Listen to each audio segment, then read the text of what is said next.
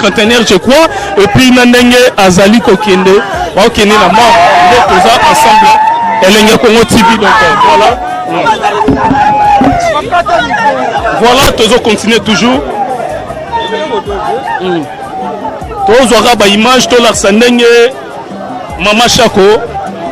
atiki biso donc mawa vraiment babonné à Elenga Congo TV tous na mawa tous na répétition à éviter tous na répétition tout à répétition bon on a répété tout le monde arabe pour na répéter la liste boy hein tout le monde arabe Martini mo centre ba diolé là tout ne va bien marcher au Koufi donc faut comprendre donc il y a 3 minutes mbala moko est-ce que ça la mak est-ce que minu mutako kufana minu atabino mo wona no pe minu ebo mamutu minu non minu ebo mamutu déjà on l'a 3 fois ba on l'a 3 fois par nan dans le big ba on l'a 3 fois bon ah moi on le besoin de pardon tika rano sto mabora nzambe pona linga ngate na lingi prison te na lingi mambebele te pardon ba nga batani mikia to tika ka pardon message on le bala waka bat bale la biso ensemble ça passe qu'au bout la Mama Chako donc est-ce que vous avez dit que vous avez dit que vous avez dit l'hôpital, qui est opération, abimani na épée bon. Le lundi na évité l'oni ça les raisons à son hôpital. Maman, mais va bien que Koufika là 3 minutes est-ce que balongo là 3 minutes mbala moko si tout Mama Chako age kenda. Tozo comme ning pas ça on ngona ningi ni. Tozo formation. C'est ça il y a bon vraiment c'est l'état. C'est très regrettable. Ça bon ils allaient rare makasi parce que tu as dit que ceux qui nous ont monté comme il a ba age moko boye ils ont la opération moko ils a permis la banzo to battu. Ceux qui m'ont commis mukolo ils ont la opération moko ils a permis. Mais pas que longola minimi ça tumbala moko mini za karile mbala moko na nerf. Bon ils ont volonté ensemble mais tout ça la autre mésalité la sorte là litola muki la donna Mama Chako akei liwana non en fait non il bâti non comprendre non comprendre donc non il bâti na lubani non comprendre non mon randi non mon abu il question na lubani na habité là sans mot sans parole donc on a émotionné vraiment non il bâti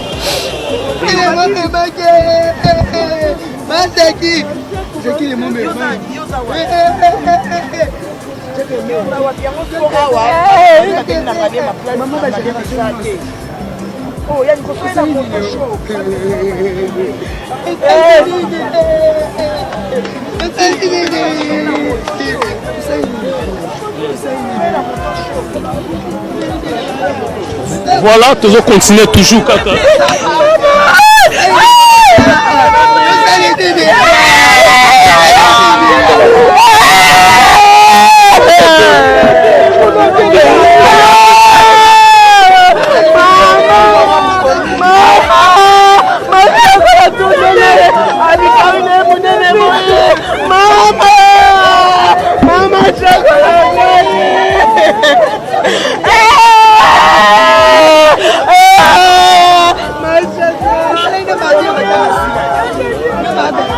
voilà bato bazoyaka koya ebele awa na hôpital ya HJ pona Mama Chako atiki biso donc esali vraiment pasi babone nyonso ya Elenga Congo TV tozo partager tozo kabola mawana Mama Chako donc voilà Mama Chako vraiment bomona ndenge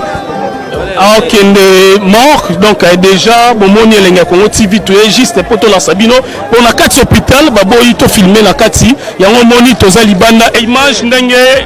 ezali koleka awa ensemble la gloire ya kese na kati ya Elenga Congo TV quand yango ezali kobima tomoni yango biso nyonso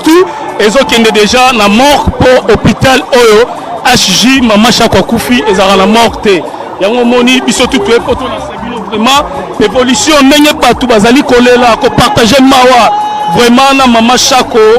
asali mingi na kati ya théâtre na biso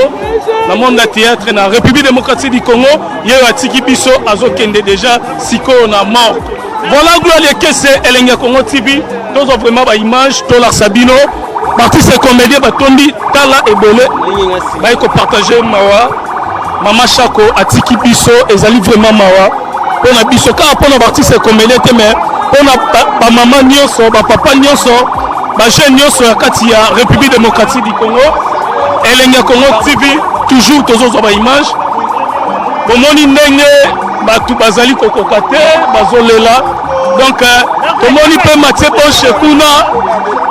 tomoni mpe bato ebele bazali kopartage